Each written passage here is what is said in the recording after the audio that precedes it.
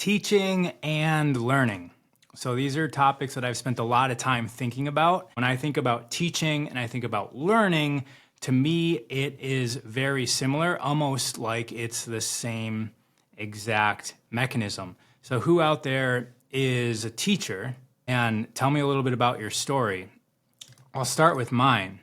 So one thing is that I've been teaching professionally since I was about 23 years old. So being paid to teach since 23. So that's 18 years ago.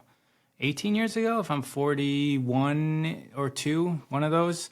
So 18 years ago, starting teaching professionally. But before that, I was also just, captain levels on hockey teams and also teaching my friends certain professions that I was trying to decide if I was going into, like personal training, or at one point I was planning to be like a psychologist type figure or a life coach. And I eventually ended up owning gyms. And through gyms, I was teaching a lot. So there was a couple years that I went on vacation mode. But for the majority of my 10 years of owning gyms, I was teaching 5 to 8 or 10 classes a day. Wake up in the morning, maybe at some private personal training clients as well, and then teaching. And I would notice that my 6 a.m. class was vastly different than the 7 p.m. or 8 p.m. class that I coached.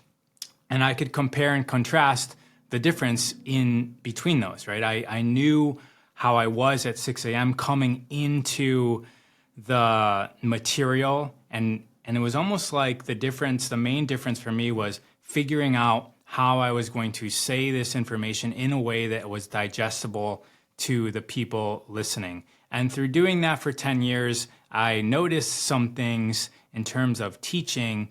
And it's one of those things where, like, when you get to the top of the mountain, you realize that all of the rules that worked at the bottom of the mountain are literally the opposite at the top of the mountain. And I know that there's a lot of people here in the teaching world. So if you are teaching, definitely drop, or you're watching this on recording, definitely drop in the comments what sort of teaching you are doing and how you do it, and if you've learned any lessons along the way. Because for me, I also used to hire trainers and coaches, and I would then attempt to teach them how to teach. And I was surprised at how difficult and dynamic that was, mostly because they didn't go through the same journey that I went through of starting off as a personal trainer and working tremendous amounts of hours and focus and diligence and consistency and intention setting and everything aligning in my life to eventually own and operate a gym and then make that successful. And when I would hire somebody in who just started working out a few years ago and then now they're teaching classes, or not that they just started working out a few years ago, but just started in my gym a few years before, and then they start teaching classes, there would almost be a switch where in their mind, I could see that their self-identity transformed. So when you become a teacher, when you become a coach, there's this switch that I saw in beginning teachers and coaches where they're like, okay, now I'm a coach. Now I'm a trainer. And that's a very important distinction. However, it can be at your detriment if you forget everything that you were before. And so if you think about what you were before you were a teacher, you were somebody who was learning. And if you forget about that, if you forget about the student level of self and you just completely throw that away for this new shiny object of being a teacher, then it's very easy to miss the point. It's very easy to miss the point that we never stop learning, and that a teacher is really just an ascended level of a learner.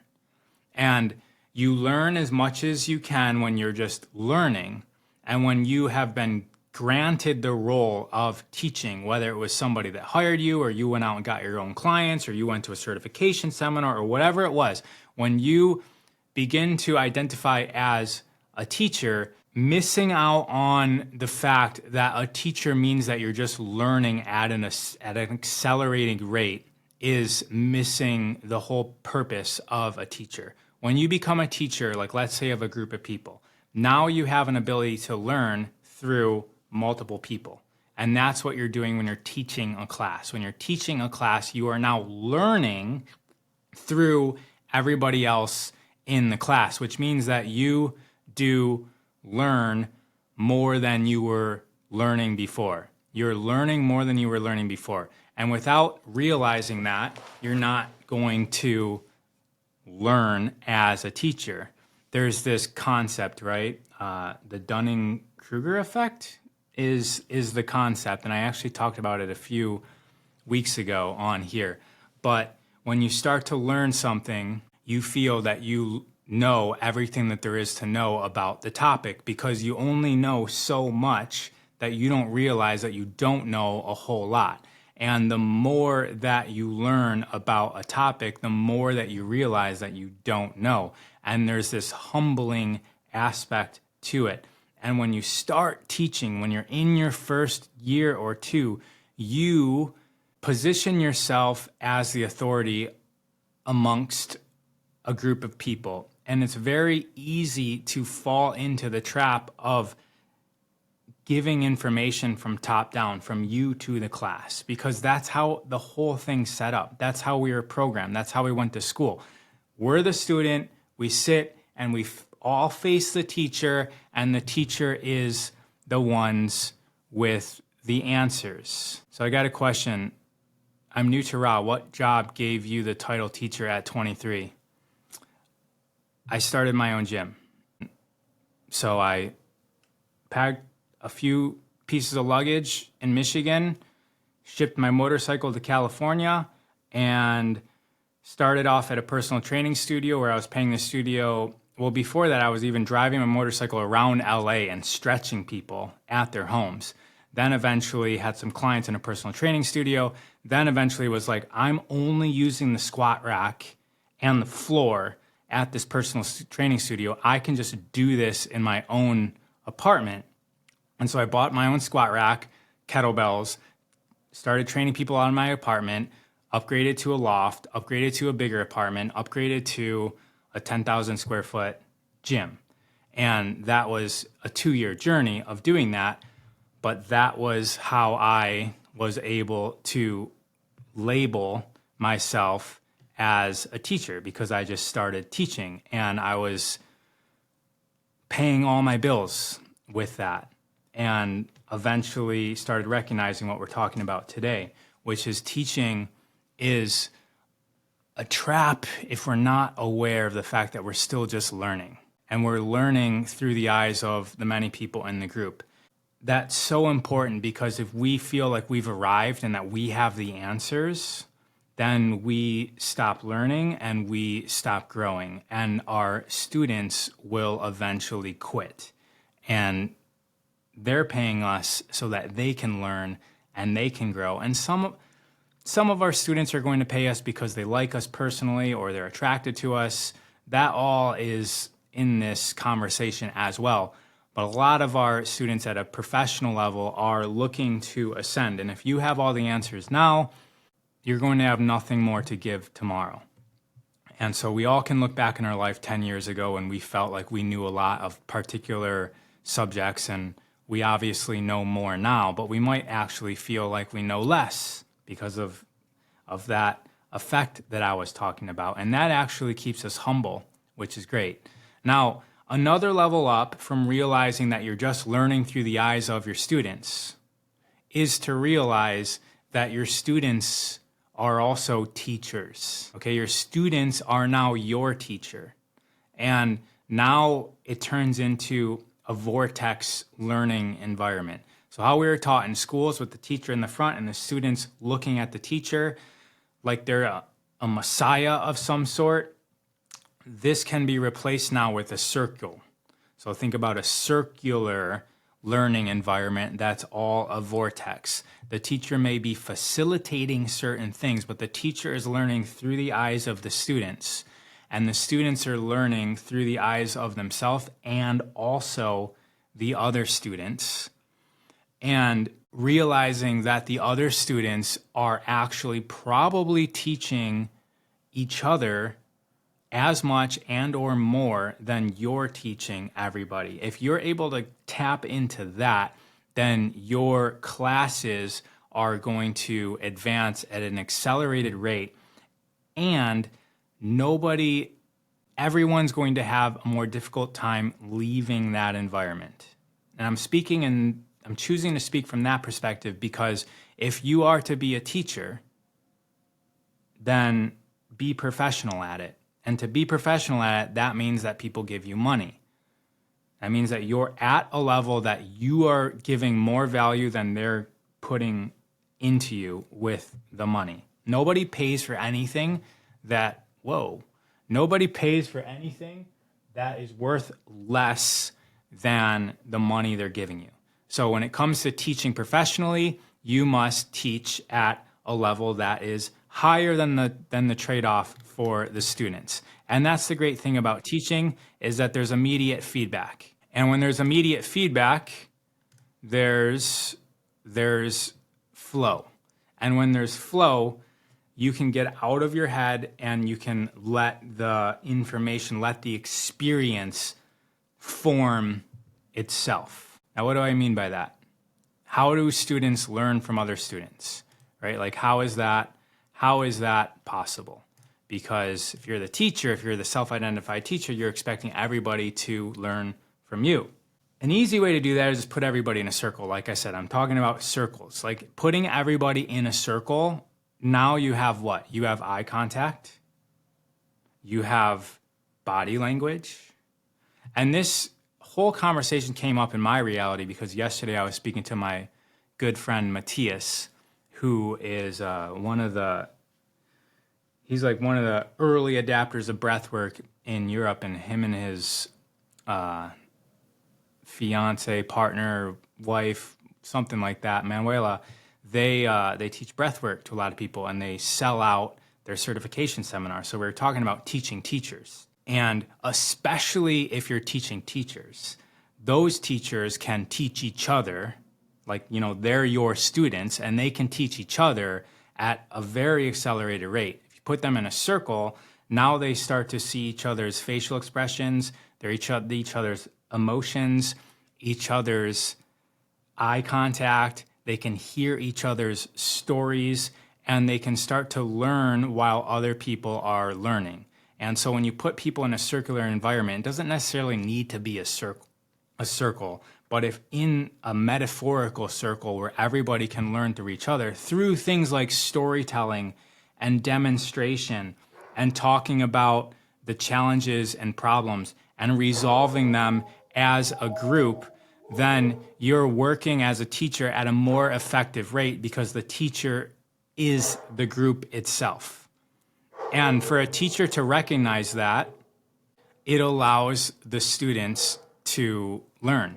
Now, there's a concept that's called centralizing, self-centralizing, highly centralized individuals. So when it comes to influence, I forget the study, but when it comes to communication and influence, there's a type of individual that's not a leader. It's not like an alpha type person that takes control, but it's somebody that is highly centralized, which means that they are able to maneuver amongst the group in a way that connects everybody together. And that type of person is going to have more influence than somebody that's trying to direct everybody to do what they want them to do. Solar, my dog, is having a lot to say about this. It almost seems like somebody's standing in my yard or something. Okay, so just to reset, because I got distracted, and I'm distracting everybody else now. Thank you, Solar, for teaching me to not be distracted and to stay focused. Okay, highly centralized people. What highly centralized people do is they ask a lot of questions. They allow people to expand on the threads that they bring up. They are interested in the emotional states of the group. They know how to read the type of conversation and the way that it's going. So within conversations, there's different aspects of conversations, right? There's where you're talking about things, where you're talking about emotions, or when you're talking about like kind of where you fit into the social dynamics of your reality. There's all these different themes that conversations go to, and a highly centralized person will be able to match what the person that they're communicating with or the group is at. And as a teacher, it's very important for you to take feedback from the group and adjust yourself. So back to an new teacher may not have that skill set because for them, they're the teacher. They're there to tell the group what they know. This teacher is going to be way less influential than somebody who is more connected to the group, asking questions, figuring out the problems and the goals of the group, and then responding to the group, not always necessarily with what's in their brain, but also using the group as a way to demonstrate to the group what solutions to certain problems are or other perspectives. Now, a highly centralized person that does this, I think I've already said it, I'm going to say it again, is more influential than somebody who is directing people. One of the reasons for that is that if you are directing people, if you're saying you must do this and you must do that, and everybody, this is the way, you have not allowed people to be in flow, to be open. You're basically like grabbing somebody and putting them somewhere else. Like, you're doing this wrong, do it this way. It's very jostling to the energy, to the psyche, to the emotional state of somebody. You know, I'm speaking like you're obviously not picking somebody up, but that's kind of how it would feel energetically. Like, slap in the face, you're doing it wrong, do it this way. That pushes people into their own self. It turns their eyes inwards and asks questions like, what is wrong with me? Or I need to do this better, or I'm doing this wrong. You're taking your students and you're pushing them into their own separate bubble when you do this. Now, when you're not doing that and you're allowing everybody to be more open, what is that doing? It's the opposite of slap in the face and jostling around. It's the opposite. People start to release their guard. They start to release their boundary. They actually even start to integrate into the group mind more. And that just comes from being more open, trusting the space, feeling safe. It comes from being heard, being understood, feeling like you belong. And then that allows, and I'm talking about this like vortex energy, that allows something special to happen in the group mind. And these are things that could take decades to get to. You know, me saying this right now, you might have an intellectual understanding of this. You might have already been past this, right? Maybe you've not recognized it, maybe you've recognized it. But this is just my own experience of like when you step in to a group of people and they're relying on you to teach, there's different levels to that. There's so many different levels to teaching. There's just saying the facts and figures or demonstrating what has to happen. And then there's this like other, like almost intangible, imperceptible level. Like people there might not even realize it's happening, but they can feel it. There's something different about feeling it. You guys all know what this is. I remember still, this is the first time I thought of her name. I think her name was Miss Sawyer or Mrs. Sawyer. I can't remember if it was Miss or Mrs. Miss Sawyer. So what grade would that be? That would be like 7th grade. So the middle grade of middle school. Her teaching style was just beyond, like 100 times better than any other teacher I ever had in school. So that's one out of all of the teachers I had in all of school and college, one that sticks out. that was able to operate in a class this way. There's one hockey coach out of all of the hockey coaches that I ever had that also, there's just something special about this one hockey coach. Marty was his name. He was able to give us lessons on the ice. I played hockey that transcended hockey. It even transcended space and time. It was like the things that he was saying, when I think back to these two people, there was nothing special about them, like nothing special at all. But there's just the state of learning was very, very high. The state of comfort was very, very high. And from my perspective now, looking back, they were doing these things. Even though my hockey coach was very discipline oriented, there was just a level of speaking to us like, so we were like 18, 19 years old, speaking to us like we were powerful men, like equals. Same thing with the teacher in middle school. There wasn't this sense that we needed to respect them. However, the respect was there. There wasn't force, there was power. Now, speaking of power, what is power? Please ask me questions about this, guys, if you have questions. Power is within this context, power is our ability to influence. So within this context, our ability for people to receive the transmission. And the way that they're receiving that transmission is because your field of energy is harmonizing their field of energy. They're allowing that to happen. There's no resistance. So the loose definition of a field is that there's a cloud, and everything within the cloud is vibrating or resonating at the same level. And so when you have a cloud or a field that interacts with another cloud or field, the stronger one is going to influence the weaker one. Now, I say weaker, but also if one is ready to be influenced, if one is open to be influenced, there will be a smoother transmission from the stronger one to the weaker one. It's not really weaker. Weaker is not the right word.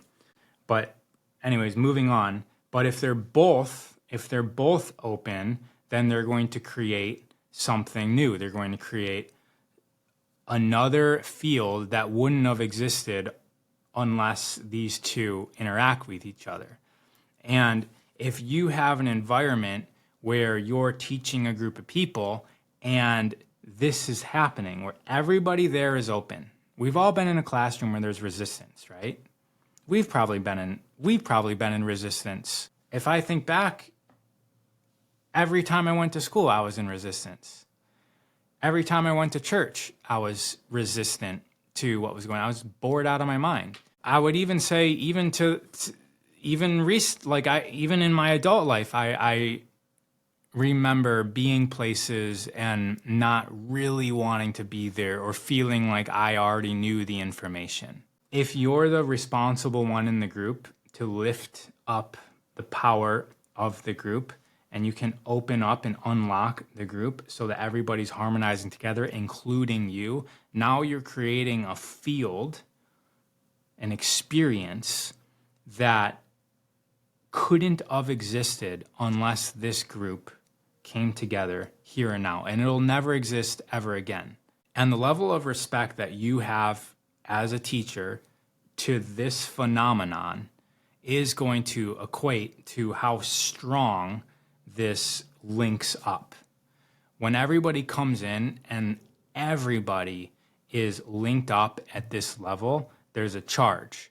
And that is the greatest reward as the teacher, is that this charge feeds you. This is the thing that makes you feel good when you teach a group of people. It's this accepting, gratitude, thankful environment that is charging everybody up. And as a teacher, it's charging you up the most. You're the one who gets the most benefit from this. And if you're teaching and you love it, if it makes you high, if you're just loving it more than anything, then this is likely what you're creating. You're creating an energy field with the people that is wiping out the distractions, the shadows, the disharmonies within your field. And for the moments that you're teaching, it's similar to being out in the sun or being in a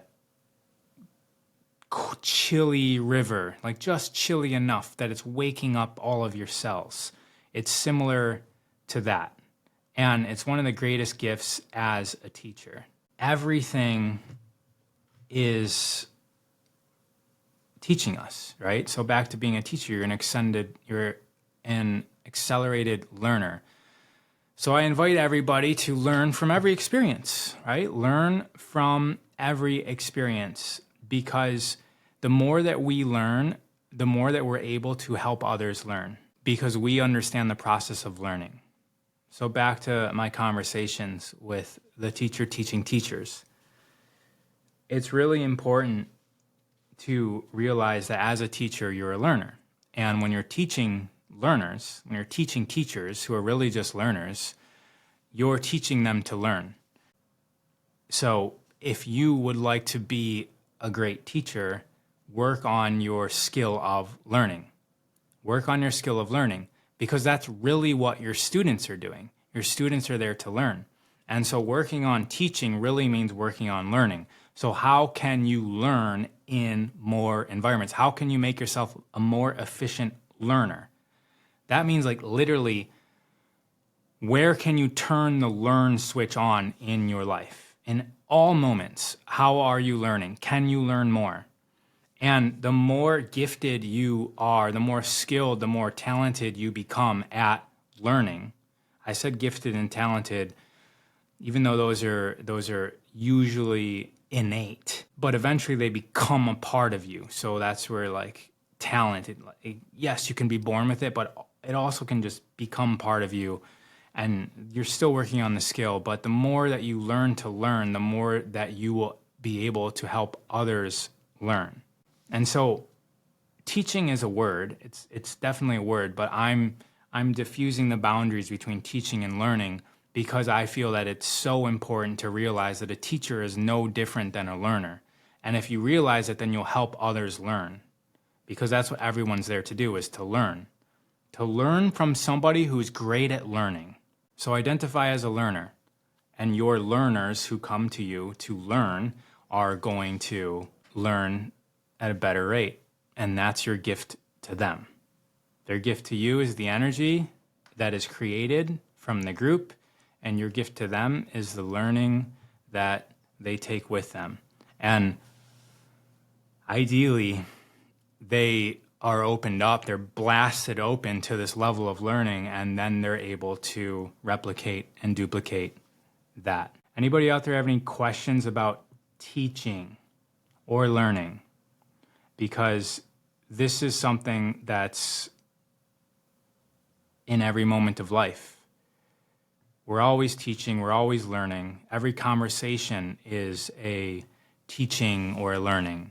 Every sale, every, hey, how's it going? You're essentially connecting with another person, and there's an opportunity for you to learn from them to learn from you.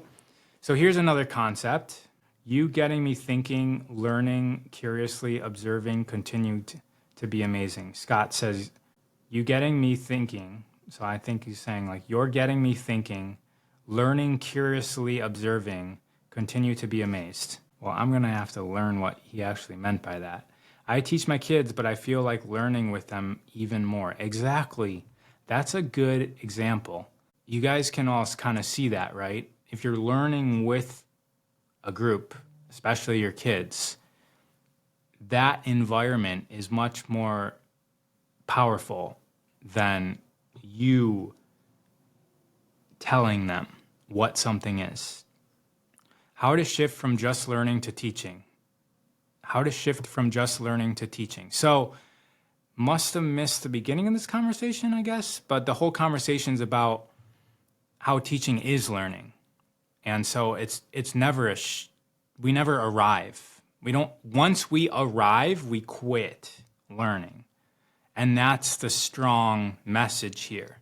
I'm inviting a perpetual learning state and realization that teaching is just an ascended level of learning. You get to learn from the eyes of your students.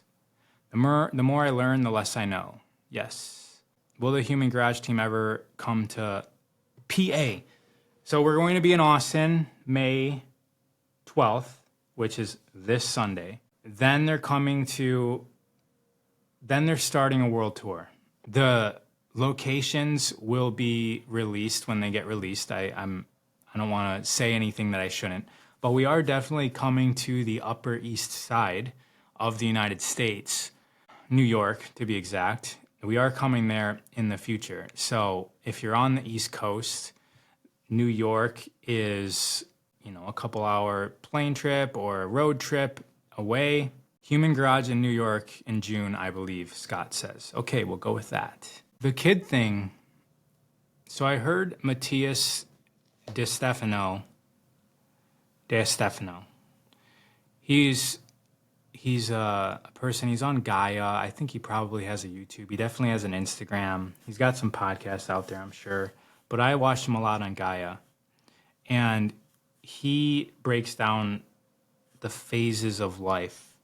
And essentially, you come here, and one of those phases is integration.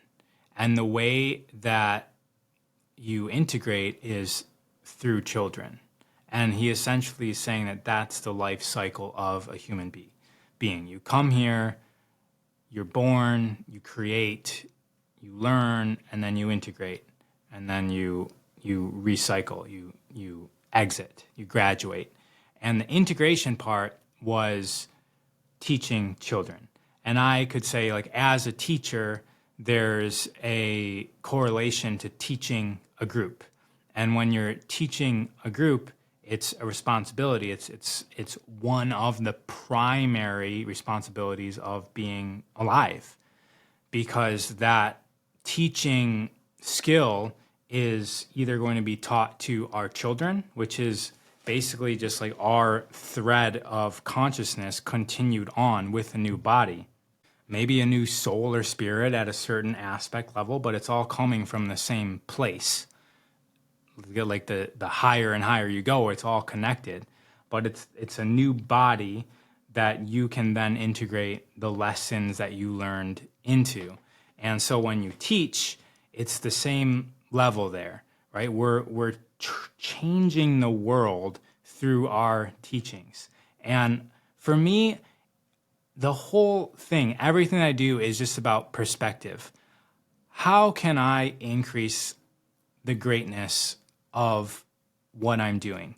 And so I've done it a lot with teaching, right? So here's another sharing, is that when you are teaching, you're shifting the entire reality, because now the people that are in front of you have witnessed and received your teaching. Their entire life is now changed. Their past has changed, their relationship to their past has changed, but maybe if past and future are just figments of our imagination, their past has literally changed, their future has literally changed, and in this present moment, they're receiving you, or the group, as we were seeing. And you respecting that, you allowing that to realize that every single person that's in front of you is there because it's just as important as anything that's ever happened or ever will happen in this universe. Like every moment is just as perfect and just as necessary as any other moment.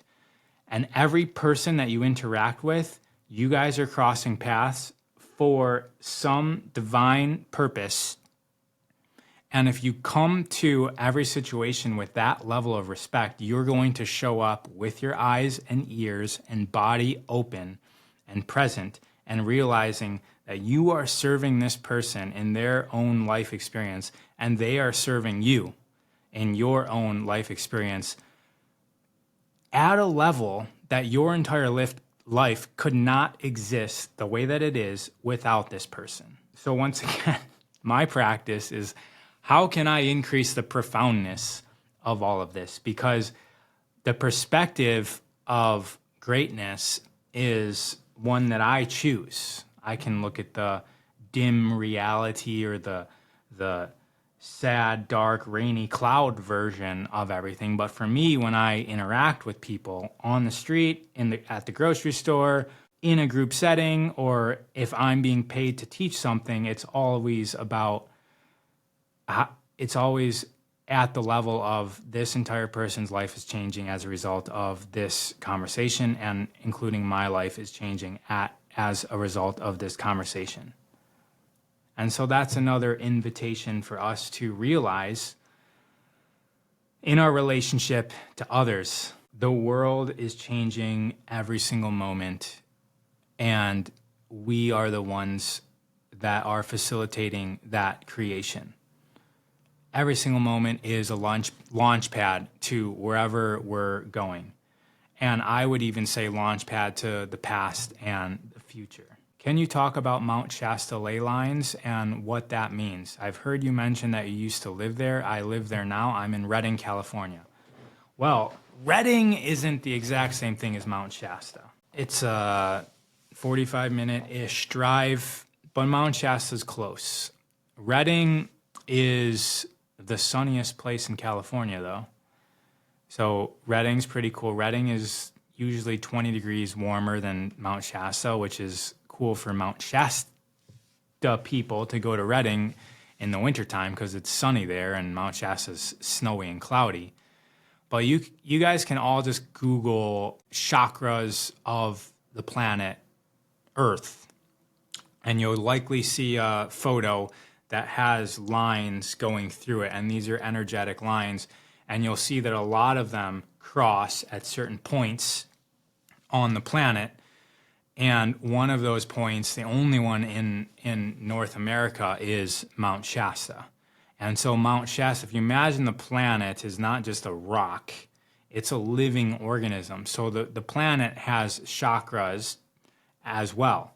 And there's certain energies throughout the planet, and it has to do with the geometry of the planet. Now, however the planet's made up, whether it's a globe like I'm holding my hands right now, or it's flat, or this is a video game, there's going to be a way to correlate this message through every single one of those stories. Every single one is going to, it's all just a fractal of everything.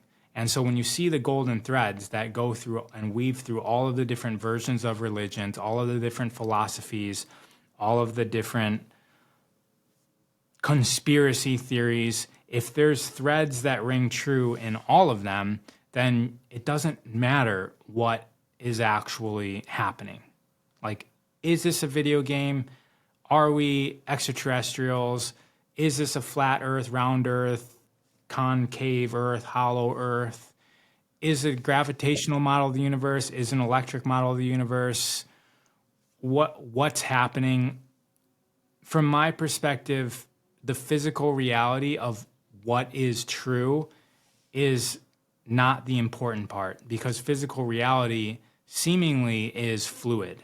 And so if physical reality is fluid, then it doesn't really matter what the form is now, because it's fluid. That means that it changes. That means that there's probably multiple dimensions where there's differences, and likely we're traveling and maneuvering through these dimensions where things are slightly different but the same in the different dimensions. Now, what do I mean by physical reality is fluid? Well, you can look to the Mandela effect for that.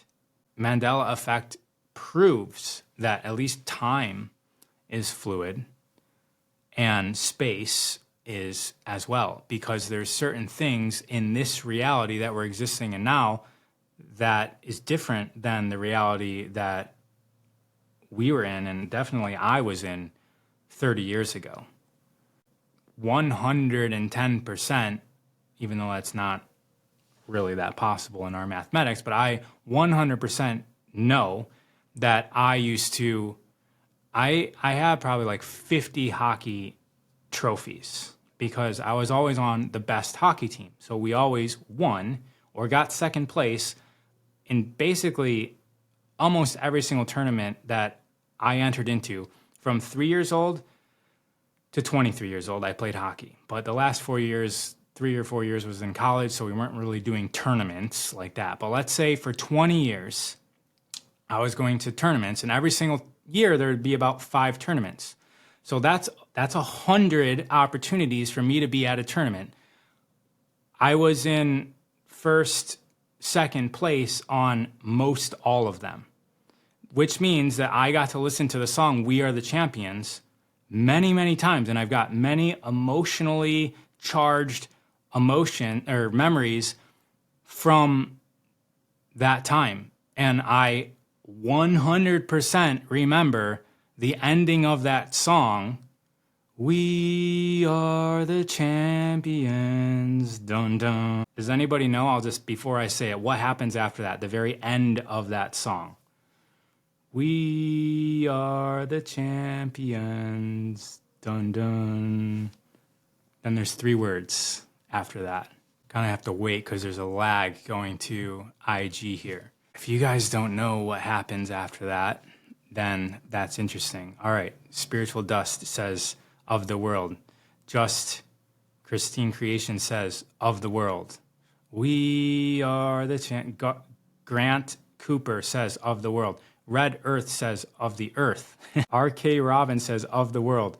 Anna says, "Of the world." Katie says, "Of the world." So all of these people, of the world. Guys, go find any tape, CD, recording of "We Are the Champions." Is that the name of the song? By Queen. Camille says, "Of the world." Go find any. That "of the world" part doesn't exist. It's wiped out of this reality. So in this reality, in the past of this reality we're in right now, that "of the world" was never recorded, never put into print, never distributed, it never existed in this reality we're in right now, which suggests that this is a different reality, correct?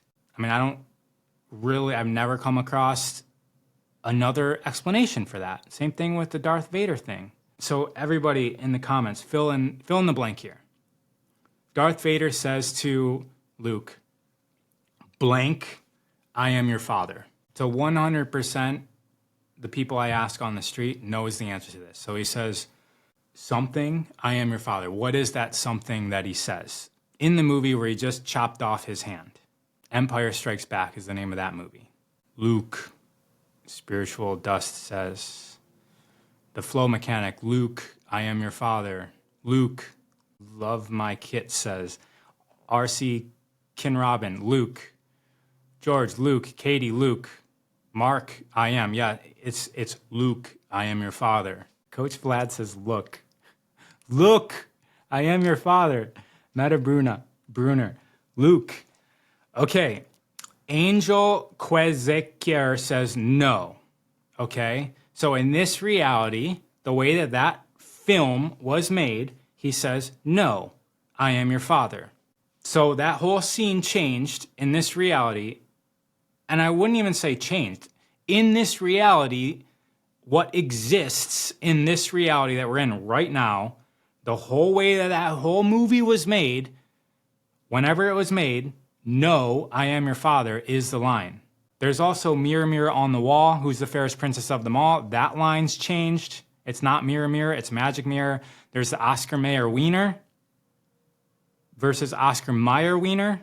So I remember in my reality that I came through on the way to this reality was Oscar Mayer Wiener. Now they're like the entire family name has changed to Oscar Mayer Wiener.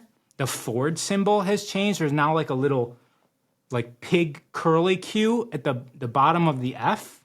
My first car was a Ford. My dad was a Ford guy because we were in Michigan.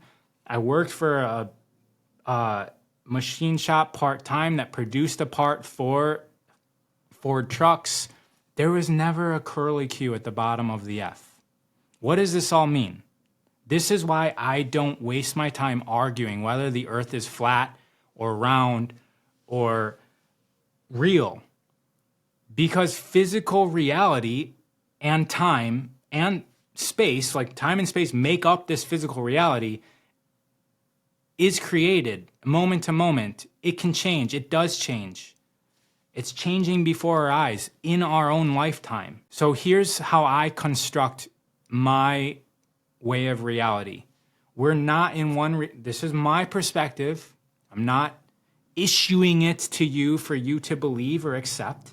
Please question, please be skeptical, please experiment, please have your own threads of opinions. But my invitation has more than one perspective. Be open to perspective, because with different perspectives, you can triangulate location. That's how triangulation works in satellites. My perspective is that unlike what we're taught, which is we're in one reality traveling through time, is that all of time exists simultaneously. It's just now, forever.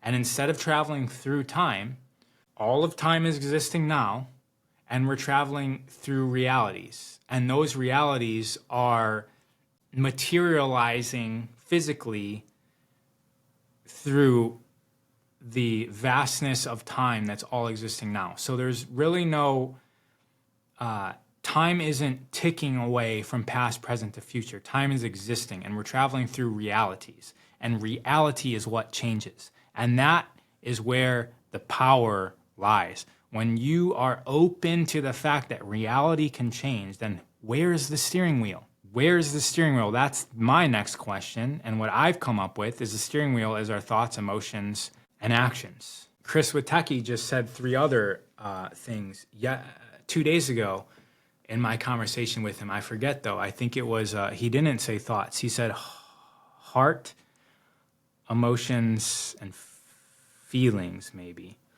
But his was like completely heart-centered. For me, the way that I orient myself, and maybe it's time for me to revisit this, but for the last few years, it's always been with my thoughts, emotions, and actions. And the more in alignment that is, the more that I have power to attract and magnetize realities and form them around myself. Because realities get formed. Remember, we're traveling through realities. Infinite realities exist, which means that the direction that you're going, you have a choice of infinite possibilities of the realities that we go to. And those align and get pulled up onto the screen, much like a computer screen. So imagine a computer screen has the infiniteness of the internet, and some of it's never been seen before. It's never been created. When you Google something, maybe nobody's ever Googled that before. But out of the infinite possibilities of out there on the internet, which isn't physical, all of a sudden, because of your touch, what comes up onto the screen is your own creation of reality. And that's how I view like infinite realities. They don't necessarily have to exist physically, but we're the creationist that is creating them as we maneuver and co-create reality. And for me, I've never been able to disprove that. Whatever my vision is of life is the life that I exist in. If I start thinking something else, reality shifts in sometimes laughable ways. And it's seeming to be, and 5 years ago, 10 years ago, I thought it was getting more intense. But it seems to be just like increasing in intensity even every week. Every week seems like an exponential feeling state of reality being formed close to my intentions that are made up of my thoughts, my feelings, and my actions. If you look at the FedEx symbol, there's an arrow hidden inside the letters. Cool. I appreciate your perspective. Time is a giant field of reality potential. People say that Shasta is a thin place, meaning a highly spiritual place between earth and heavenly realms. Spiritual realms are very tangible. Did you experience that? Yes. I went inside of Shasta, inside, and spoke to the Lemurians. the first time I went there. I went there with a group of people that were light workers that activate sacred sites on the earth. And they were going to all of the sacred sites, Mount Shasta being one of them. So I got invited to be one of the people that this person, Richard, was utilizing to activate that part of the earth. And we went for like 7 or 8 days, and we had a job to do. It wasn't a retreat. It wasn't a vacation. The first day I had to meditate for 6 hours straight and clear my field. It was the longest I ever meditated before in my life. And that was me like not really being that good of a meditator. It was like 2018-ish. And just completely had to repeat this this mental form. It was an acronym. I think it was like clear mind, and then C had some sentence I had to focus on that started with C, and then I went to L, and then I think it would be like love. I would focus on love, and then E would be like expelling, like exiting anything dark or negative. But anyways, I had to go through this just over and over and over again for 6 hours. It was like 6 to 8 hours. And I remember being on a river. We were staying at a place next to that hot spring in Mount Shasta that doesn't really exist anymore. But anyways, there was a river, and that's where I did the meditation. And then every single morning and night, we used a light machine. What's it called? Sirius, I want to say. Anyways, we had a light machine that would activate our pineal gland, and many of you guys have probably seen this before. And we would do that every morning and night. We'd put our heads together and we would meditate. All of our heads together with our feet out. So we'd be like little circles. And the very last thing that we did, they're all completely sober, by the way. The very last thing that we did there is we walked up the mountain, and we went to a portal, Telos Porto.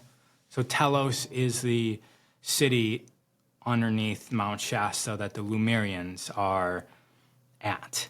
And we went up there, and a bird came and basically said that the portal has been moved. So we went to where it moved. I said we walked to the mountain because I was carrying a tent. We set up the tent, the light machine. We all put our heads together, and we meditated. And Richard Ben, he's from Australia, but he'd been doing this every morning and every night. We were doing this, but this time, as soon as he started talking, I just left my body, and it's the first time it's ever happened in my life. And I was watching the earth open up and shooting out what first appeared as light, and then the light hardened into ice and crystal, and then I saw like beings were going in and out of this. It was like the earth opened up, and there was like spewing out crystal, and there was like entities going in and out. And then a little door opened next to this gigantic thing. A little door opened, and so I went up to the door and I hopped in. And as I was going down this slide, and it was like booby traps were coming out, like spikes and lots of spikes. I was sliding into spikes, and I remember not having any fear, which for me it seemed like I was being tested in order to pass through this mechanism that was trying to determine if I was able to stay in a high vibration or experience fear. And if I was going to experience fear, I would have hit these physical objects that were coming up. But because I was at another level beyond physicality, I was going through them. And I got to the bottom, and I just remember talking to these tall, giant beings, but also not remembering what any of the conversation was about. And so then I came out of that. It's the first time I ever did anything like that. Like, I wasn't expecting that experience to happen. And that was one of the reasons why when COVID started happening, my wife and I, Carol, we moved to Mount Shasta, because I knew that there was something special about that place and it was calling me. And so we were there for about a year and a half.